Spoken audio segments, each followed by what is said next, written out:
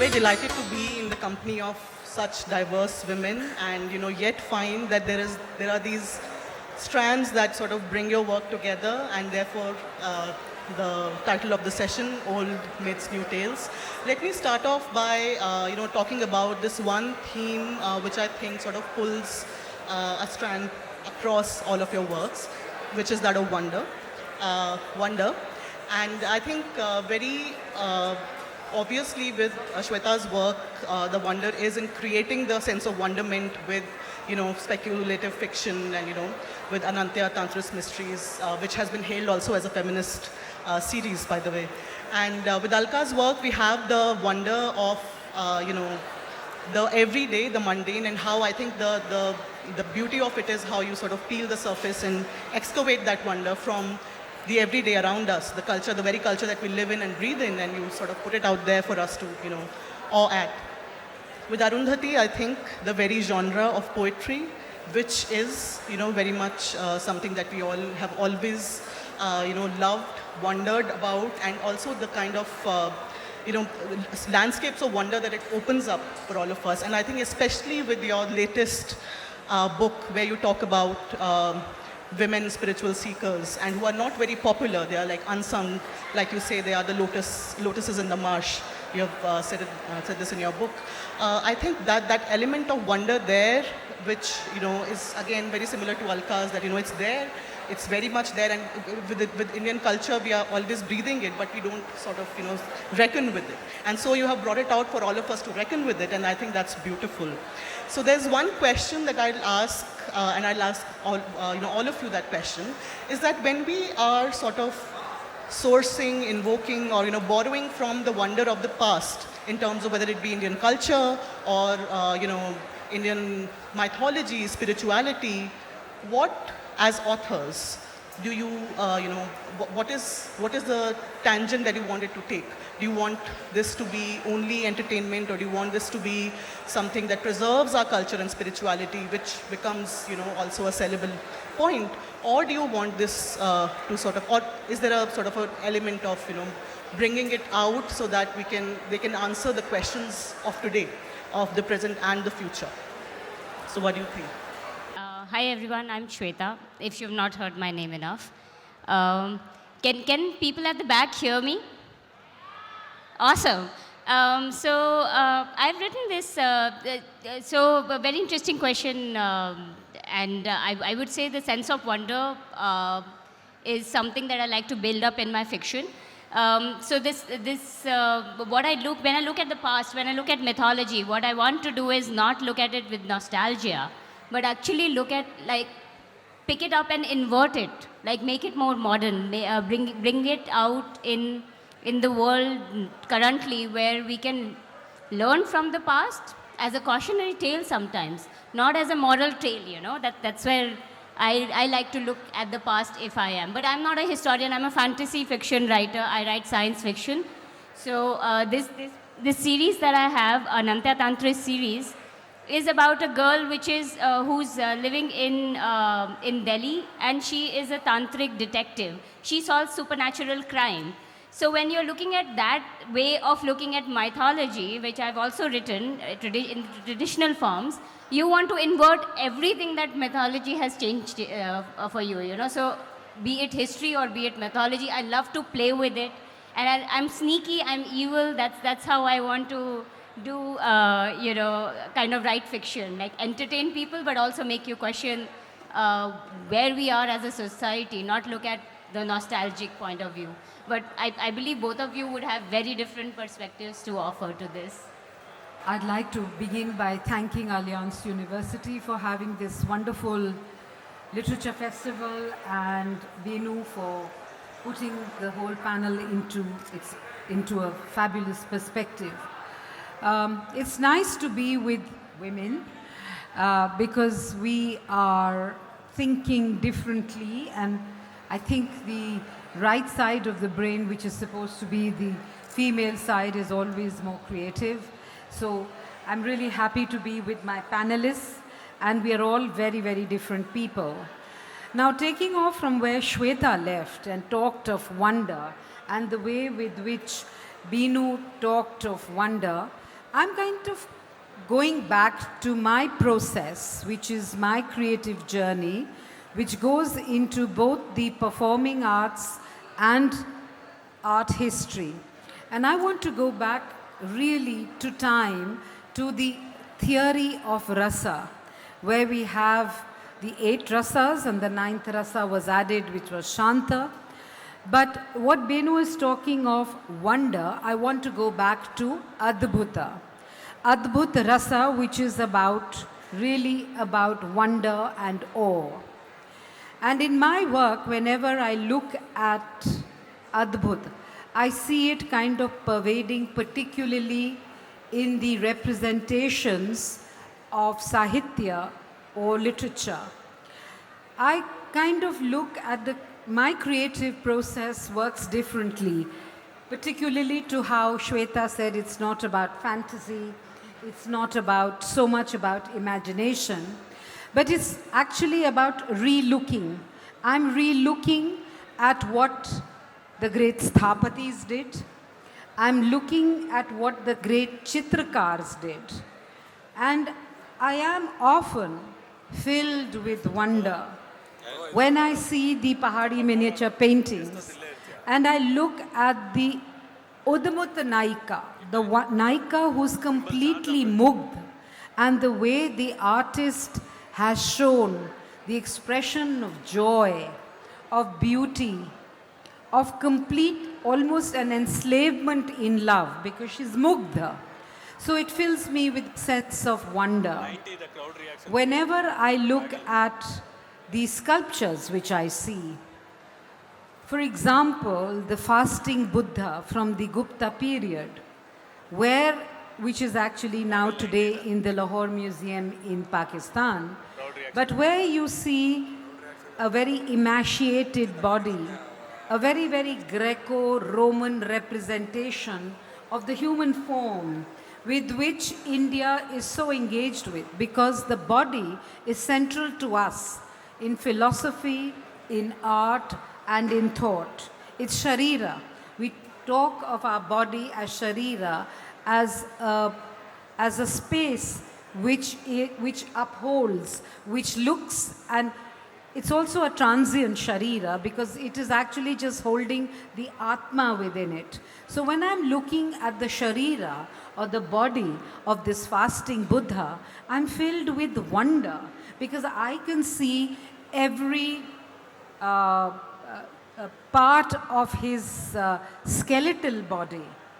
And it is a body which fills you, that can a person survive with just being a bag of bones? And what does it fill you?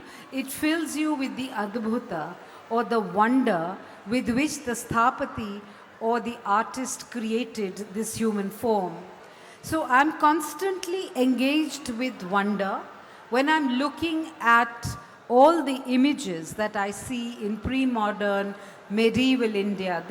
This is a period of great fascination for me, because as a contemporary person or a person who is living in a very international, cosmopolitan manner, because all of us today are at home in the world anywhere. But when I look back and engage with what happened and what was created by our ancestors, I'm filled with a sense of wonder. I'm Arundhathi, and I write poetry. I also write some amount of prose, and my most recent book is a blend of poetry and prose. And I'm particularly glad that Benu started this discussion by implicating the idea of wonder, because we live in times when we are so utterly devoid of wonder. We live in times when our sense of awe is so impoverished. Our sense of attention, our capacity to pay attention to anything is just so beleaguered. I think to begin with wonder is really the ideal place to begin. Many people believe that if you write about various aspects of Indian spirituality, as I do, that it means that you're coming with a project a project of preservation, a project of political endorsement of one kind or the other, that you're coming in some way with a project to chest thump and remind people that ours is a glorious heritage and we must wave flags on its behalf. That's a project unto itself, and that's not what I'm going to be commenting on today. But I just want to say that the place that I'm coming from is in fact a place of wonder. It's a place of utter gobsmacked awe. And if that sense of awe was not there, I don't think I would embark on anything, not poetry and not prose. I write poetry primarily because of that sense of wonder. There was a time when I wrote poetry because I believed it was a form of intense self-expression. It's like splattering your innards on a page and wanting to spill all your blood and guts on the page. That has its place. But I think as I grow older, I'm much more aware that for me, the real mainsprings of verse is just this: not knowing and not having to know. So I think if anything, all my work, whether it's poetry or prose, comes from a need to celebrate commas, not full stops. We have a world that is constantly encouraging us to think in terms of conclusion, to think in terms of dogma, to think in terms of statement. But poetry is an invitation to image. It's an invitation to uncertainty. It's an invitation to not knowing. And the ability to think of uncertainty as strength, as power, that to me lies at the heart of poetry. And I like to think that it lies at the heart of this particular book, which is a book of essays around women who walk the spiritual journey today. Thank you so much for that, all Shweta, Alka, and Arundhati.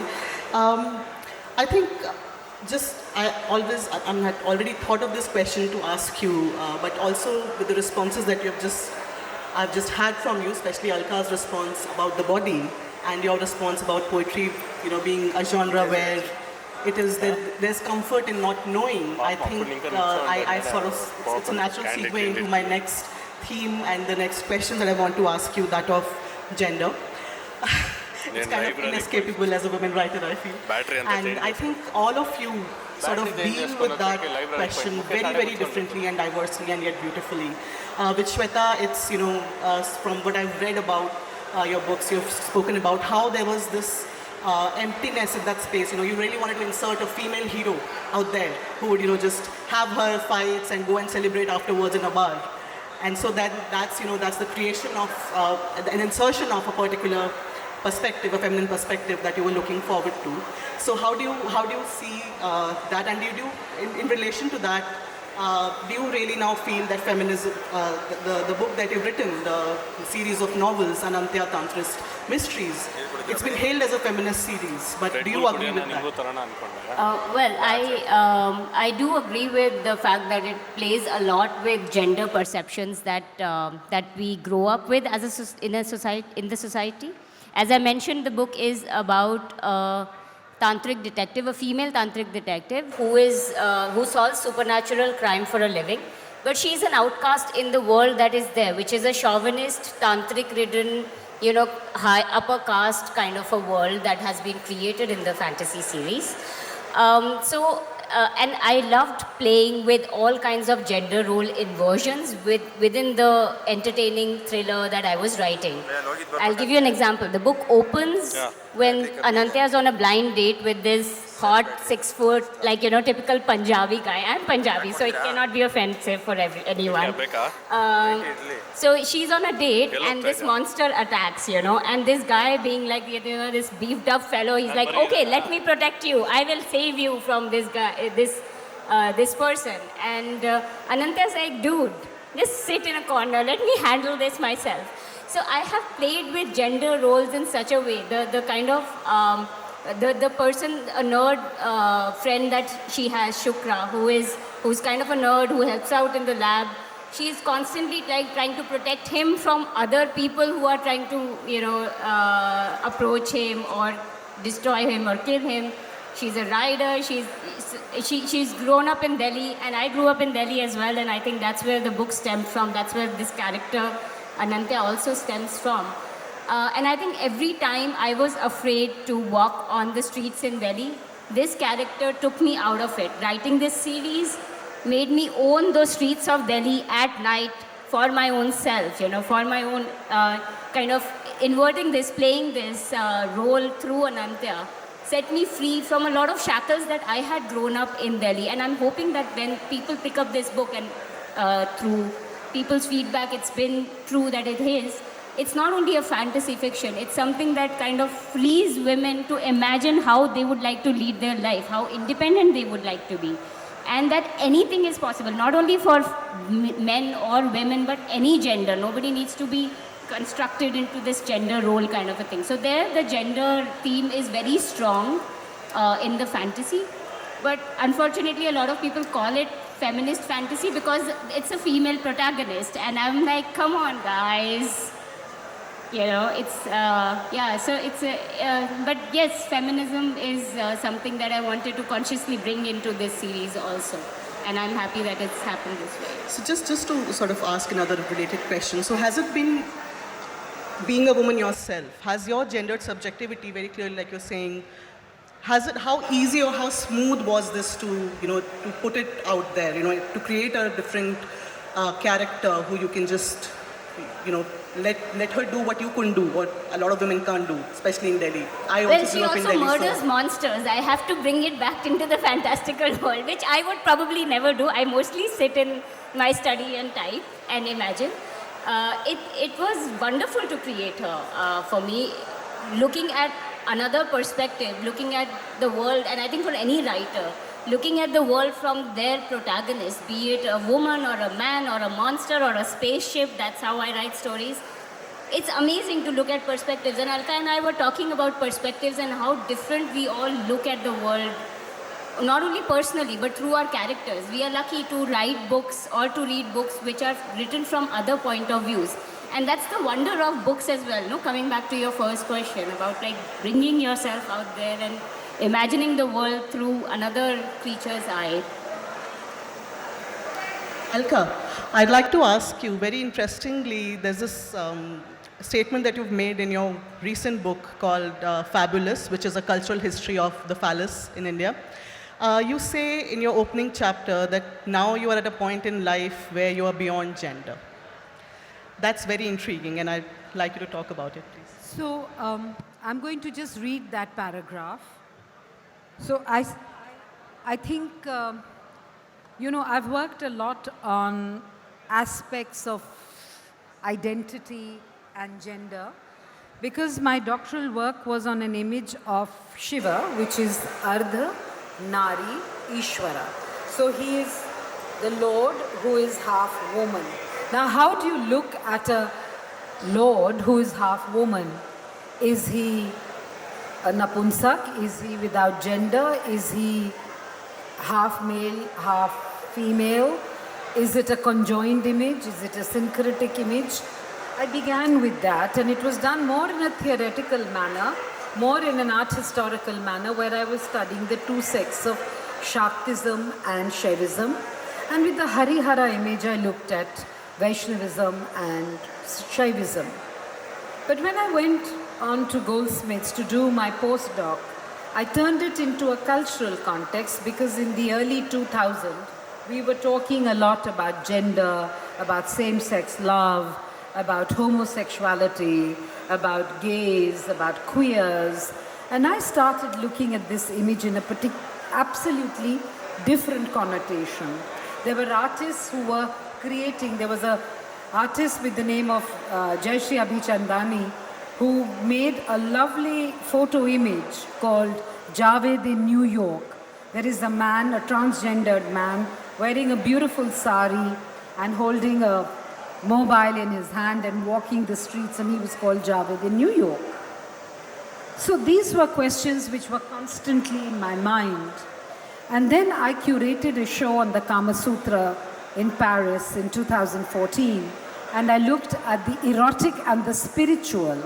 While researching that, I found so much in our bhakti poetry, you could interpret it as a kind of a longing. It could also be a same-sex longing.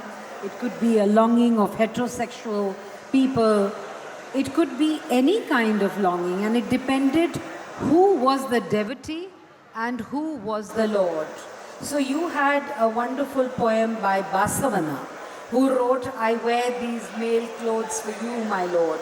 So there is a lot of bhakti poetry which has connotations of same-sex love as well.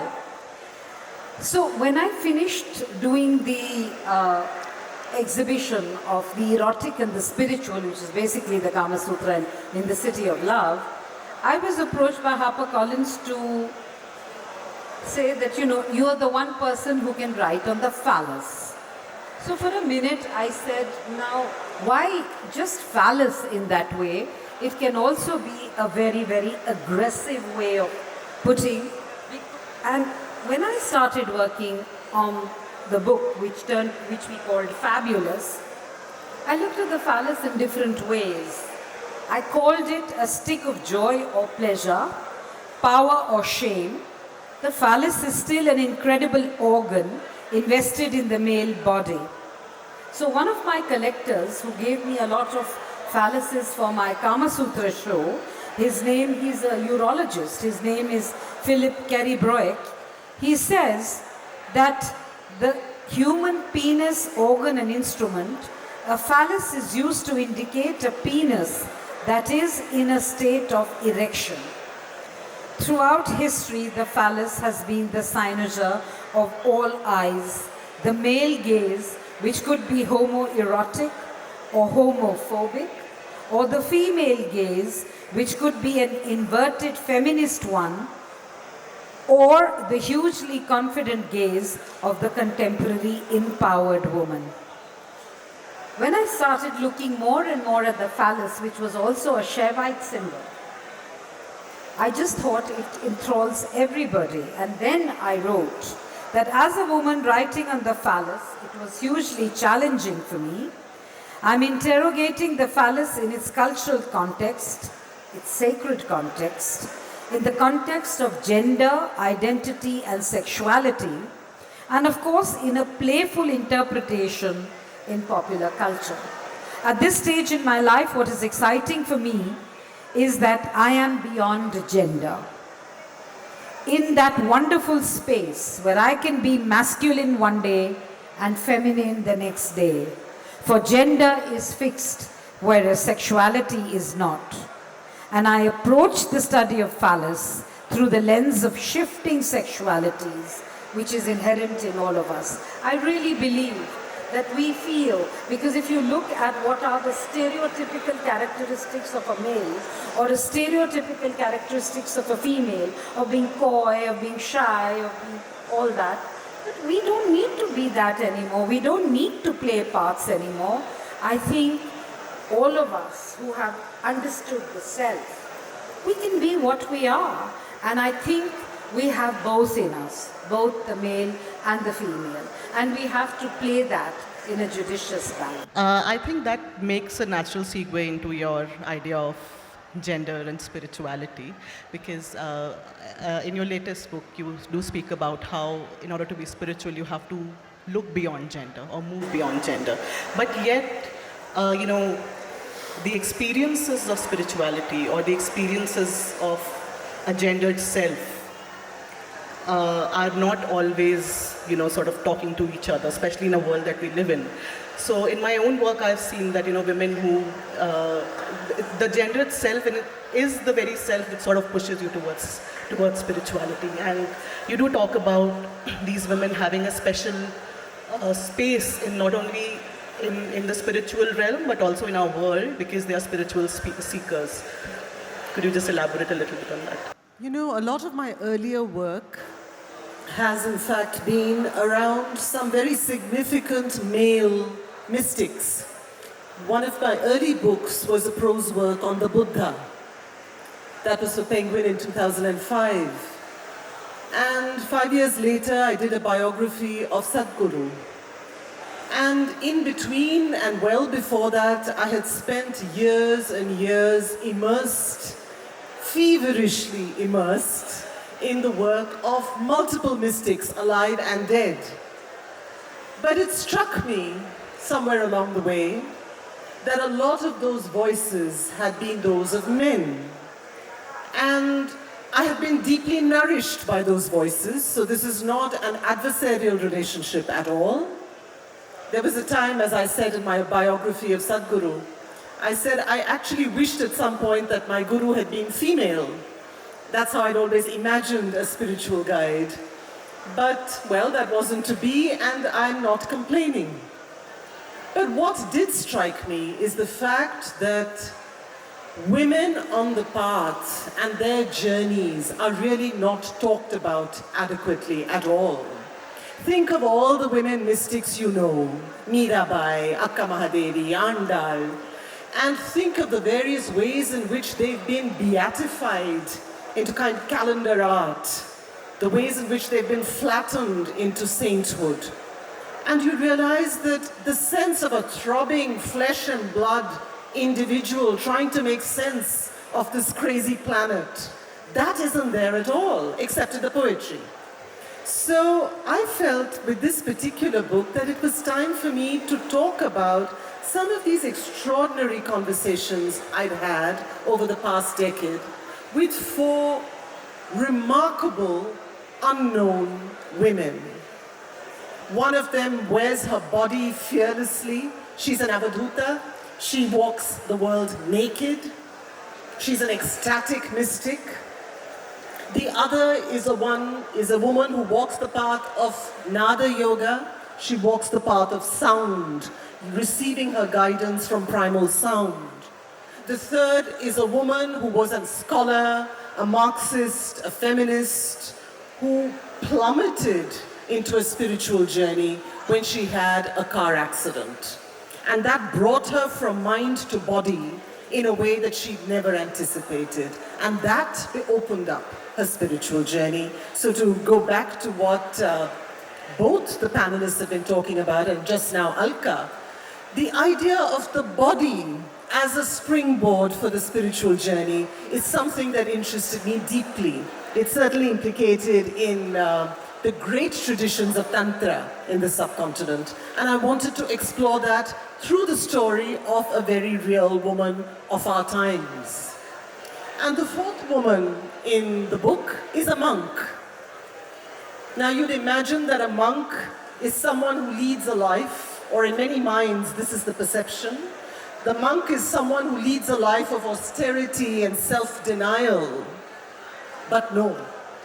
This particular monk reminds us that there can be no journey except one that acknowledges body and heart. And she reminds us that it is possible to think through the body. It is possible to think through the heart as well. And so she gives us, to my mind, a particularly idiosyncratic and inspiring definition of bhakti. So, do I think of this journey as one beyond gender? I would say this: let's not be in too much of a hurry to transcend gender.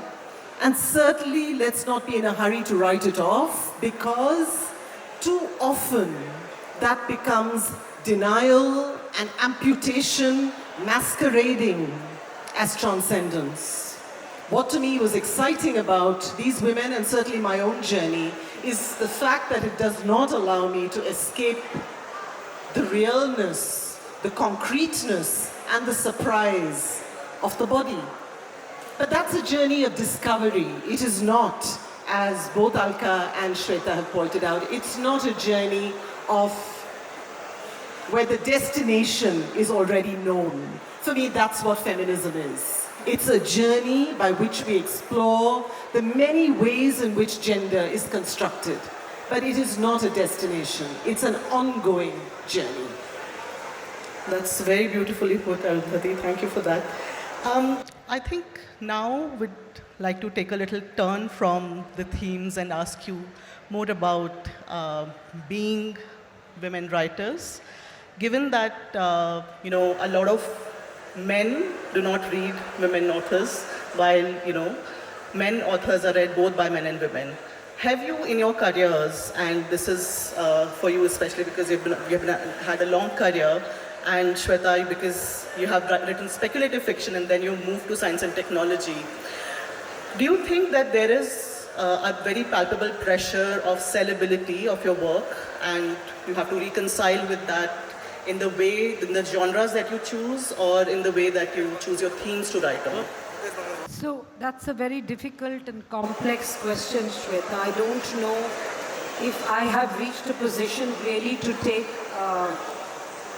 a kind of a stand on that, but I definitely see that gender does play a role even in this very empowered world, metropolitan particularly, world that we live in.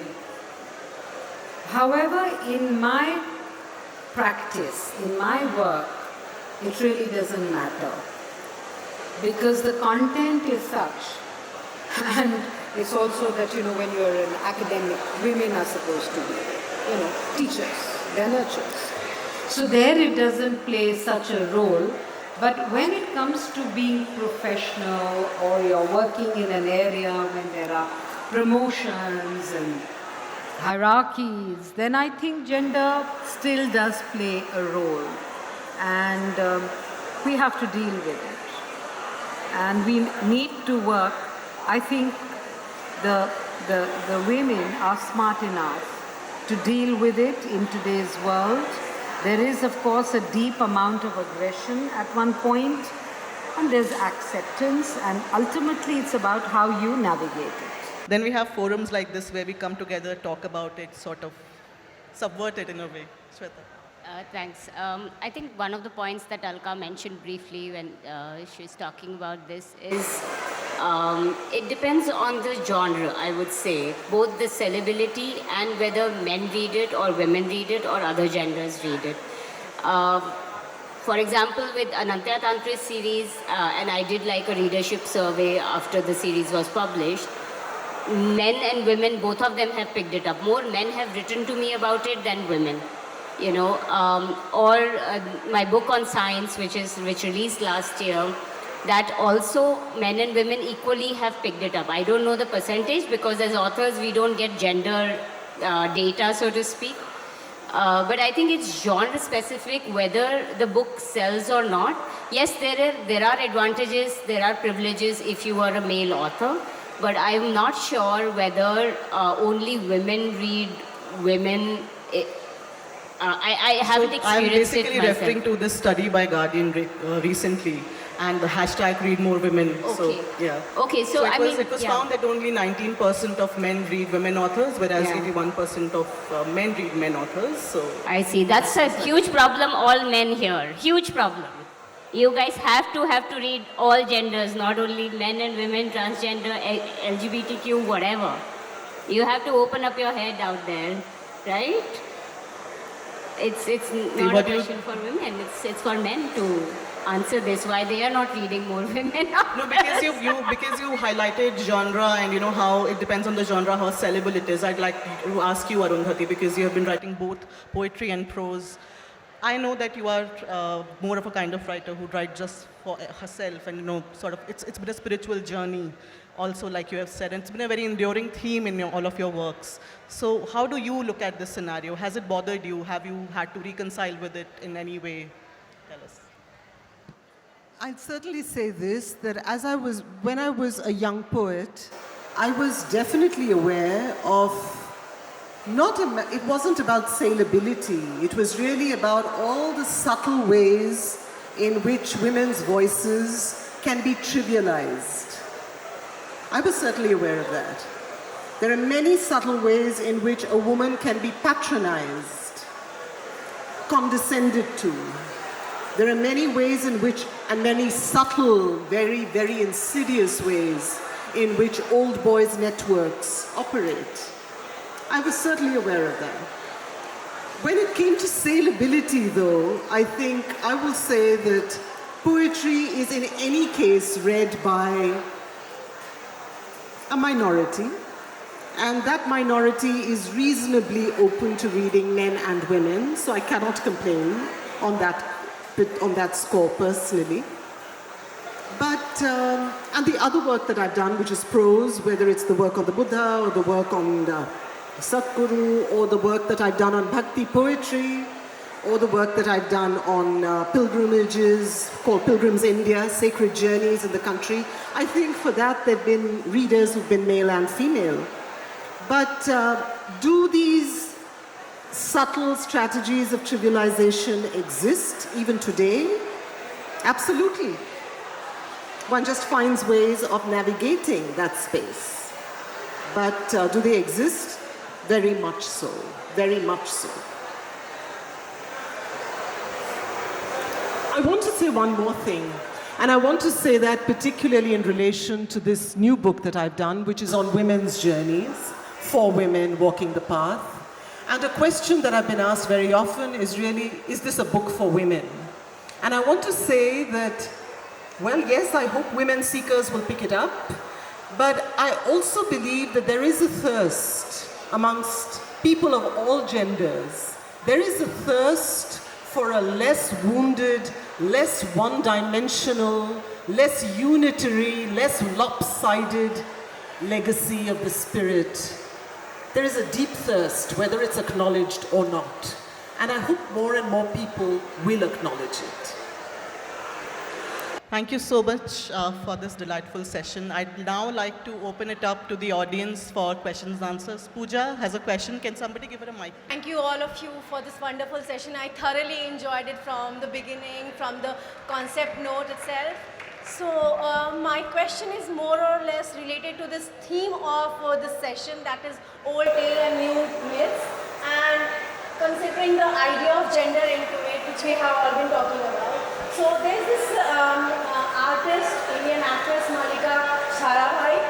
So she actually co-produced and written this tale called Sita's Daughter, where she's trying to question all the details of the Sita's journey in the contemporary time, where she's talking about all the women around here who are facing a lot of gender issues. They are rape victims who are just being molested even in the police stations. So these kind of journeys, she has been talking about the journey of women in the name of Sita's daughter, that how even despite living in another framework altogether, we are still being patronized and by the vultures who are supposed to protect us. So in this Sita's daughter, she actually questions Ram's position, that why did not Ram chose to take action right away, and why he has to wait for the long period, and why he has to, like, because if he was all almighty, all omnipotent and